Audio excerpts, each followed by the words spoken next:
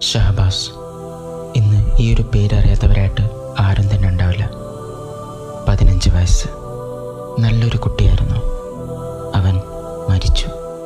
അല്ല, തൻ്റെ സഹപാഠികൾ ആയുധം കൊണ്ട് തലക്കടിച്ച് തലയൊട്ടി തകർത്ത് കൊന്നു എന്ന് വേണം പറയാൻ. മനസാക്ഷിയെ മരവിപ്പിച്ച ഒരു സംഭവം അല്ലേ? എൻ്റെ തല പെരുക്കുന്നുമ്മ എന്നാണ് അവൻ അവസാനമായിട്ട് ഉമ്മയോട് പറഞ്ഞത്. ഉമ്മയും ഉപ്പയും 3 കുഞ്ഞനുജന്മാരുള്ള ഒരു കൊച്ചു കുടുംബം. അവൻ പോയതറിഞ്ഞ ആ കുടുംബം വിങ്ങുകയാണ്. കുറച്ച് വലുപ്പം വെച്ച ഷഹബാസിൽ അവർക്ക് ഒരുപാട് പ്രതീക്ഷകളുണ്ടായിരുന്നു. എല്ലാം അവർ തകർത്തു. മനഃപൂർവ്വമാണ് ആ പൊന്നുമോനെ അവർ കൊന്നത്. ഒരു പട്ടിയെ കൊന്നാൽ ചോദിക്കാൻ മനുഷ്യരുള്ള ഈ രാജ്യത്ത് ഒരു മനുഷ്യനെ കൊന്നാൽ ചോദിക്കാൻ ഒരു പട്ടിയും വരില്ല എന്നുള്ള വിശ്വാസം, അതൊക്കെയാണ് ഇവരെ കൊണ്ട് ഇതൊക്കെ ചെയ്യിക്കുന്നത്.